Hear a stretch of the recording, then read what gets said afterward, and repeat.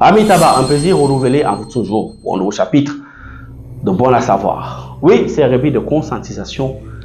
C'est qui éveille les consciences qui permet que vous découvriez les choses qui sont cachées. Ramage depuis le 237. Amitabha, Shalom, salam alaikum.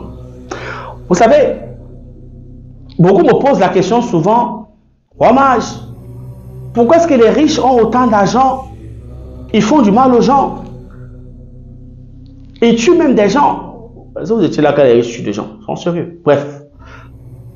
Pourquoi est-ce que les gens qui font du mal, la plupart des personnes qui sont riches, qui bâtissent les richesses dans l'esclavagisme, on va dire comme ça, ou dans la traite humaine, d'une manière vraiment les plus déshumanisante, perdurent et vivent parfois tranquillement et les enfants sont en santé, ils n'ont pas de problème.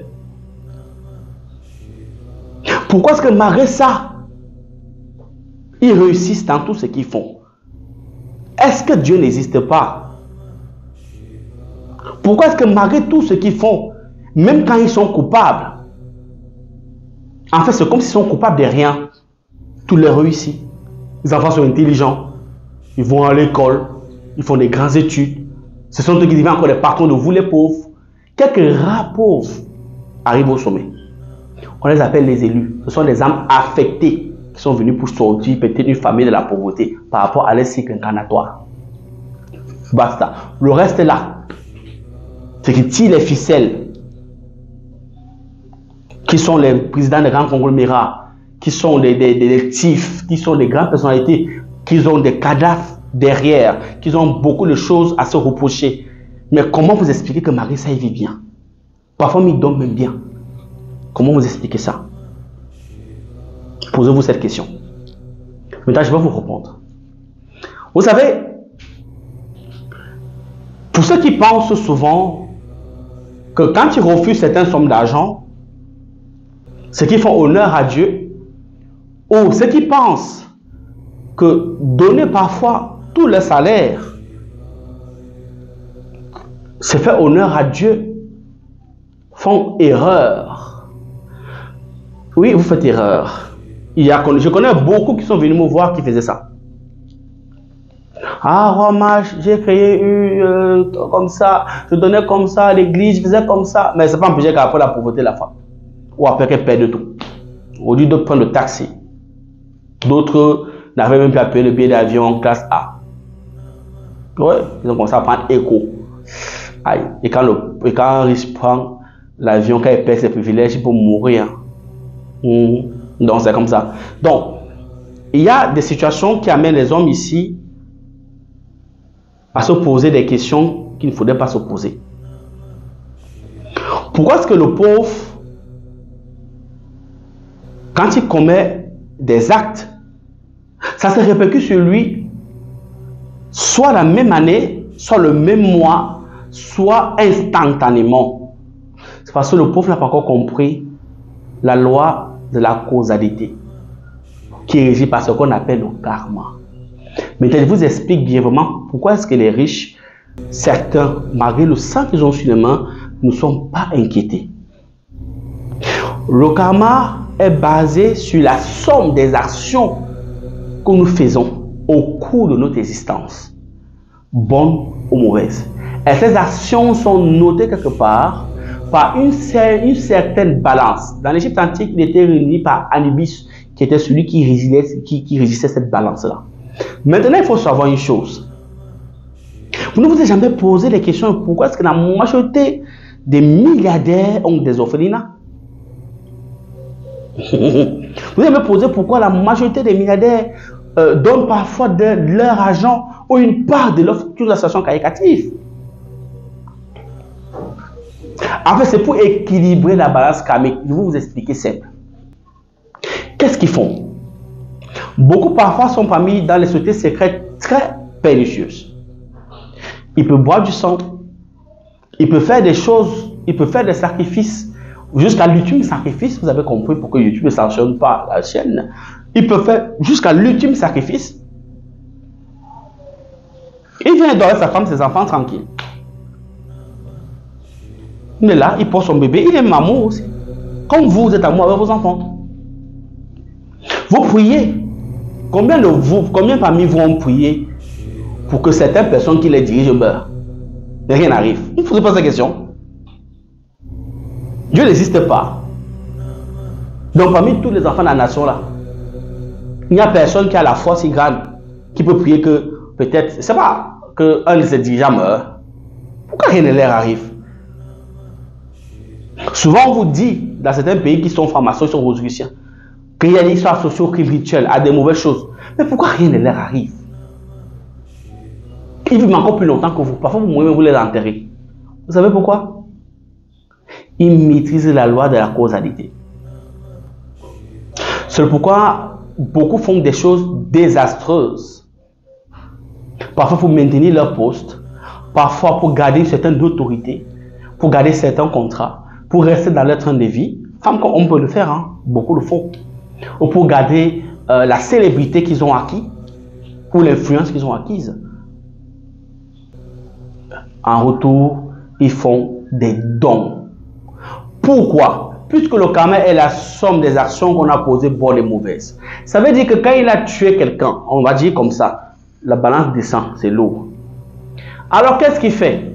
Dans le monde spirituel, une vie est égale à une vie. Ça veut dire que s'il fallait faire des évocations, pour que quand quelqu'un veut mourir, c'est pourquoi parfois on donne le sacrifice d'un animal pour corrompre le génie ou l'entité qui veut le prendre. Oui, c'est comme ça.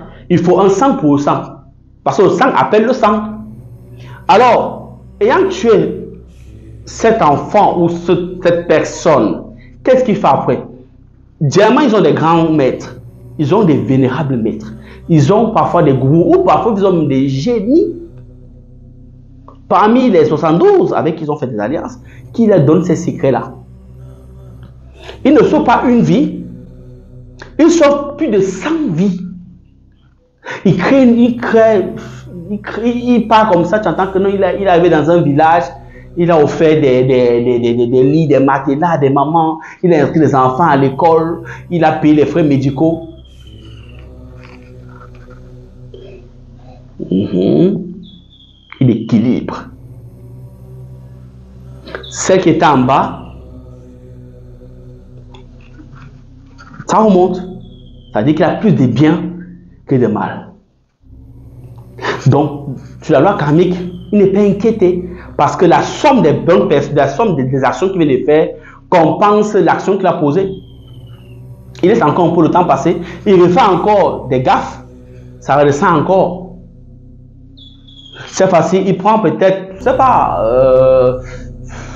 il décide de prendre en charge beaucoup des élèves qu'il va mettre à l'école. Il fait des dons anonymes, c'est encore plus puissant. C'est-à-dire, peut-être il regarde une émission sans publicité, regard social, il voit une femme qui a la tête comme ça, encore opérée, qui n'a pas d'argent. Il dit, oh là là, c'est pauvre. Pourquoi si on dit souffre?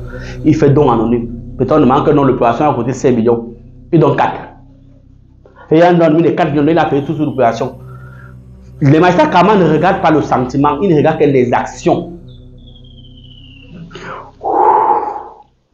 S'il fait comme ça 10 fois en un an, sans compter que les fins d'année, il fait à manger, vous-même par exemple, qu'on manger chez eux. Il construit l'eau. L'eau, c'est la vie. Un peu partout, j'en viens boire l'eau. Donner la vie, c'est donner l'espoir. Donner l'eau, c'est donner l'espoir, c'est donner la vie. Il fait comme ça des forages. Il équilibre la balance. Du coup, vous priez non pas de faire sur lui. Priez sans temps, vous mentez. Ça ne va rien faire. C'est quoi ça fonctionne? Ça ne va rien faire. C'est comme ça. Voilà pourquoi il perdure dans les choses. Quand il sent que ça fait que c'est très compliqué, il prend une moitié de sa fortune parce que là on lui demande que bon, il faut te séparer. C'est parce qu'il faut se séparer quelque chose pour gagner quelque chose. Les humains n'ont pas compris ça. Parfois, ce à quoi vous attachez et parfois ce qui vous perdra. Ce à quoi vous attachez, parfois c'est ça, et parfois ce qui vous conduira à la chute. Parfois, il faut savoir se débarrasser de certaines choses pour acquérir d'autres plus grandes choses. Et ces gens maîtrisent ce type de technique. Peut-être pas comment faire le testament à ses enfants. Moi, je dis non, mais il faut te séparer toi de ces grandes choses. Tu en as que tel monsieur il a légué la moitié de sa fortune à une association caritative. Oh, mais you're crazy. Oh, non, mais attends, ce monsieur, mais il perd le nord. Non, non, il sait ce qu'il fait. Et vous entendez après que non, quelques 4-5 mois après ou 8 mois après, il était mort. Mais il savait. L'histoire qu'on peut dire que non, les gens ne connaissent pas le jour de leur mort, c'est faux. Il y a les gens qui connaissent le jour de leur mort. Il y a les génies qui ont la capacité dans le monde de culte. On appelle ça le monde de l'au-delà. Quand tu connais le bon démon, il te montre ton jour d'obsèque, il te montre ça comme ça dans le miroir, tu vois ton deuil avant. Ils connaissent. Il fait ça en dans l'espace-temps. Il te montre le jour de tes obsèques. Comment tu es couché. À l'âge, tu vas mourir. Il y a même ces filles qui savent à quel âge ils vont mourir. Ça s'est fait. Il y a des démons supérieurs qui ont cette capacité-là. Ils te disent quand tu vas mourir. Tu as quelqu'un chez lui, son secret, il a gardé, il a fait tout. C'est comme ça qu'ils font. Ils ne travaillent pas avec les petits là. Ils travaillent avec la hiérarchie supérieure. Et parmi eux, il y en a ceux qui ont la capacité de te dire même ton jour d'obsèque. Il te dit que voilà, ça va se passer comme ça. C'est pas que il n'y a pas que Dieu. Il te dit. Parce que Dieu a donné certains démons qui étaient dans ces anges, ces attributs-là. Il te montre ton obsèque comme ça en live. Tu vois. Tu entends que non, il a donné la moitié de sa fortune. Et la moitié. Hey, une jour comme ça là. Tu entends qu'il a donné ça à peut-être à une servante pour ceux qui ont la chance. Il a donné ça peut-être à son boy. Il a donné ça peut-être, c'est pas, à un orphelinat ou à l'association où il a envoyé ça peut-être en Afrique, en Sierra Leone. Il a envoyé. Vous croyez que c'est facile de fou? Non, il veut rééquilibrer son corps parce que les temps sont comptés. Et regardez tous ceux qui ont fait les dons massifs de la plupart de leur fortune. Entrez sur Google, faites des recherches, vous allez voir que la majorité sont morts 1 an après, 6 mois après, 8 mois après. C'est toujours comme ça. Ils ne vivent pas longtemps quand ils font ça. Ils décèdent soit 6 mois après, soit 3 mois après, soit 1 an après. Quand un an après, il est décédé. Il est mort. Il savait qu'il allait partir. Alors il voulait équilibrer son karma. La moitié de la fortune qui est séparée à ses enfants. Donc même parfois, il perd tout. Il donne tout. Il dit que non, il a légué toute sa fortune à une association caritative. Wonderful. Tous les comptes sont vieux. Ça se trouve avec l'argent comme ça. Il ne laisse rien à ses enfants. Quoi que ce soit. Il connaît ce qu'il a fait. Il connaît comment il a bâti sa fortune. Voilà comment ça se passe. Donc arrêtez de penser que le monde est comme vous croyez. Non, le monde n'est pas ce que vous croyez. Je vous le dis toujours. Il y a tellement de réalités, il y a tellement de choses dans ce monde qu'il faut les prendre au fur et à mesure. On ne vit pas comme les dindons qui s'apprêtent à être mangés pendant la Pâque ou la Noël à 15 villes. Non. Il faut prendre les choses au fur et à mesure. Les analyser, les comprendre et faire ce qui est juste pour vous. Amitabha, c'est un plaisir d'avoir partagé ces capsules avec vous. C'était le Padre. On marche depuis 237. C'est la fait qui gagne. Aigle.